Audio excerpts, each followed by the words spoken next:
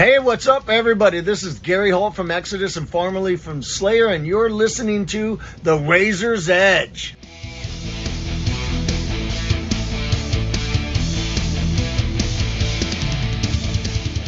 This is Matt from The Razor's Edge. I'm here at ArcTanGent Festival speaking to Noah from Conjurer.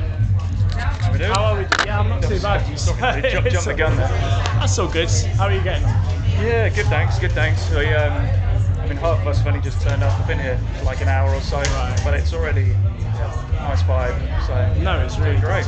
There's I actually came for the first time last year, and I only went from the Thursday onwards. But okay. I think it's a really strong Wednesday, so I thought I'll just put the extra day off work and get down early.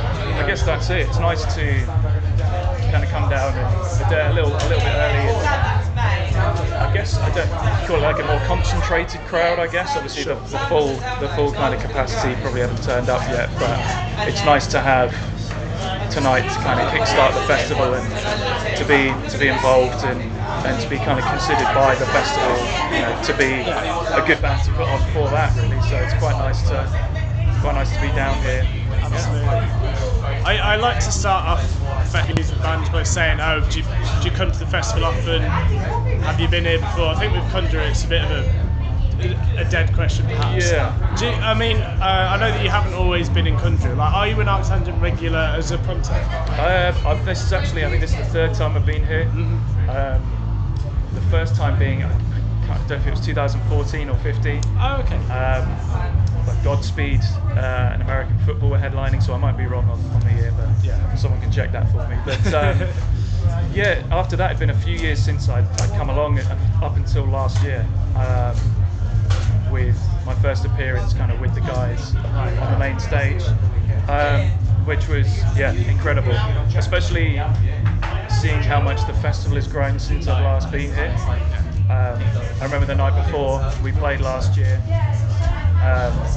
quite chill about the performance, knowing, or at least what I thought was the size of the festival and the size of the main stage and all that kind of stuff and the capacity, and then being quickly corrected and it's about 4 times bigger now. Sure. Oh God, here we go. Right, that puts some nerves in me. But yeah, it's a fantastic festival, and the fact that so many people come back and so many bands are excited to play here, I think is a testament to that. So, do you have any other UK festivals you're particularly fond of? I know you were at Tech Fest a few months ago. Yeah, we were at Tech Fest. Again, that was my first time with the band, but the band has been there a number of times in the past. It's a shame, obviously, I think it was the last Tech Fest.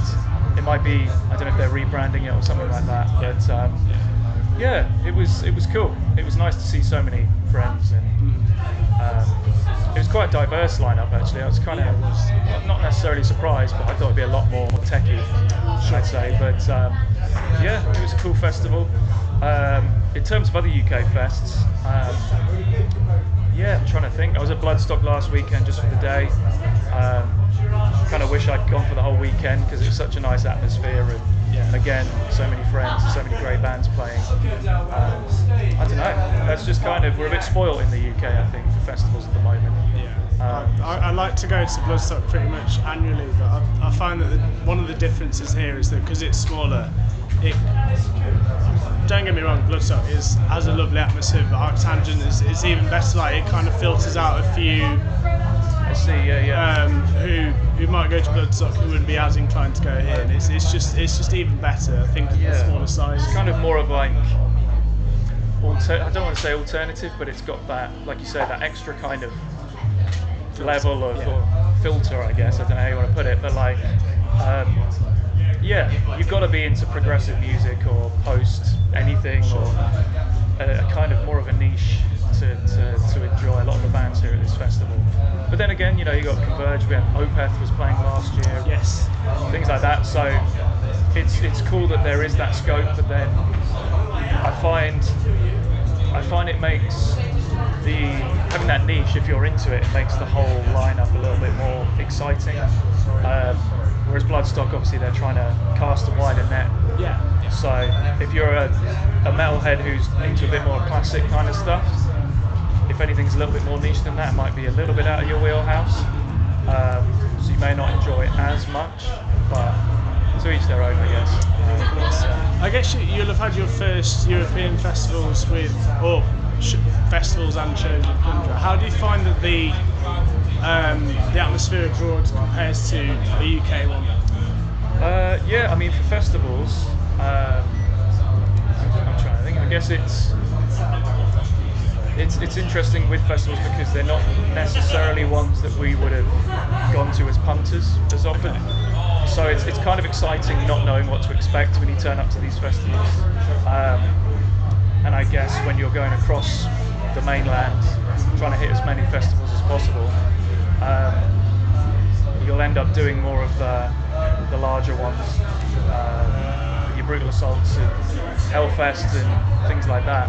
Yeah. So it's great fun doing that, but then you feel more fish in a big pond doing that. Whereas, like you say, the UK Fest is much more of a community, right? So, and I'm sure there's a community out in Europe, but obviously, having not grown up and gone to those festivals as often, you're not really as invested or as involved in it. But yeah, it's still great fun, and any kind of opportunity to play to a new crowd is always favourable and always, always. That's why you do it. Yeah. It's why you dedicate time into the industry, of course. I think that's the main difference. Playing the UK, especially ArcTanGent, with that, it's great to turn up knowing that we've got a crowd who are aware of our music, and that's the kind of thing, is to have fun and kind of play that. Whereas, other festivals, especially like the mainland, it's right, we've got to convince people that we're worth checking out. So it's a bit of a different game, really. Of course. So let's talk a little bit about Conjurer. I mean, Pathos is coming, just over a year old, if I remember. You must be thinking about a follow-up by now, perhaps. Yeah, we've been writing a few bits. Sorry, No. I definitely heard Evolution from Maya to Pathos, which I know you weren't as involved with on either. But do you see yourselves doing Pathos 2, or are you going to be evolving the sound even further? Yeah, well, I think obviously the guys have their own opinions on. I mean, you could talk to any. I don't think you'd find any band that's written a perfect album, because you'd probably just stop, wouldn't you? Sure.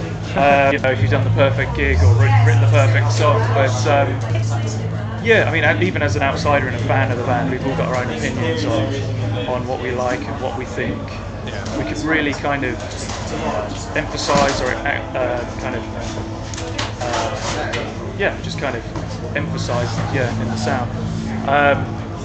With regards to kind of future releases, I think Pathos is a far more unique representation of what the band has to offer. I find Maya, it's still fantastic. Maya wears a lot of its influences on its sleeve, and that's why I think it kind of connected with so many people, is the fact that it was, here is a new band that is offering something for fans of Converge, Mastodon, XYZ. Got it, yeah. And I think Pathos is really the first offering as this is what we do kind of thing. So I think what we want to do moving forward is taking that idea and kind of going further with it. Not necessarily sounding exactly like Pathos, but taking that kind of vibe and that sound and channeling it into something new, hitting new territories. But I think as well we want to do something that's, I think, concise. I think what Maya had going for it is it's very concise and very tight kind of sounding out, and Pathos is kind of throwing as much paint at the canvas as possible. So we're going to see whatever's kind of stuck, really. Let's go with that, because there are things that I think the band would love to do, not necessarily differently, like we go and change it, but we're like, oh, what we did on that song was great. Let's see if we can do that in a slightly different way, or even, it's a lot more just inherently technical, I'd say, as well. So it's like, cool, maybe we could do some more just knucklehead riffs like we had on Maya, and just kind of looking back, taking what the band's done and what everything we've done and what's good about it, and kind of pushing forward with that. doing it again in a more unique way. What do you see as your own musical background? I know, I think I saw on Instagram earlier this year that you had a release with another band. Yeah. I've been in plenty of bands over the past kind of 8 to 10 years of being a drummer. I don't know. I love the kind of challenge of stepping in and finding what is special about a particular band or a particular project, and then trying to enhance that, really, whether that's as a performer or as a writer. I just feel with Conjurer, it's kind of the summation of a lot of what I loved about all these different bands I've been involved in. So it's nice to kind of turn up and get the opportunity to contribute to something that I feel is probably the best band I've been in, or at least for my taste. Kind of going at it, guns blazing, and really trying to give it my all and things like that. But it's been fun learning from all the other bands I've been in, seeing what works, what doesn't, even what could I bring to Conjurer that I put into another band.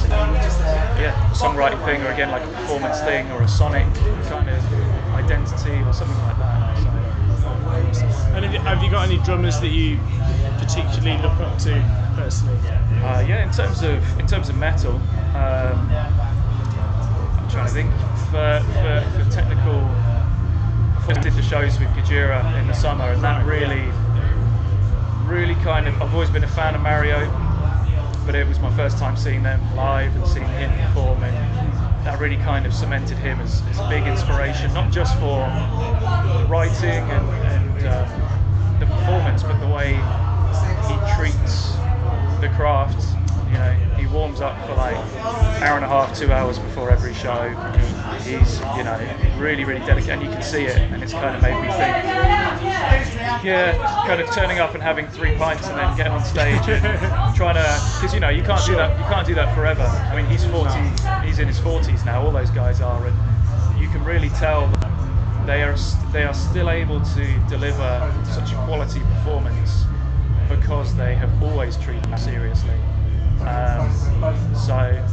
Taking that, not necessarily saying we're gonna turn into a clinical kind of performer, or we're gonna turn into a more technical focused band, but how do we use that and make our sound in our band as kind of efficient as possible, really. And if you weren't playing metal drums, what other genres might you be doing in a parallel universe? I don't know. I'm really inspired by, I'm trying to think now, not necessarily jazz, straight up jazz, but the dynamics and kind of musicianship of drummers like JP Bouvet, he's got a band Childish Japes, who are kind of a jazz fusion kind of thing. Mark Juliana, who played with David Bowie amongst other artists. So you like grooves and... It's funny how it's a dream to the other, really. Seeing metal drummers play with as much aggression as possible really inspires me, but then also seeing drummers in extremely low dynamic but still intrinsically kind of technical performances, that really kind of excites me as well. And seeing if I can bring that to metal is really a good challenge as well. It's a different type of musicianship. Absolutely. Noah, thank you so much for your time. Thank you for having me. I don't want to keep you any longer, but it's been nice to speak to you. Yeah, likewise. And I hope the set goes well later on. I hope so too. Sure, we'll be alright. Yeah. It'll be fine. This has been Conjurer at ArcTanGent for the Razor's Edge.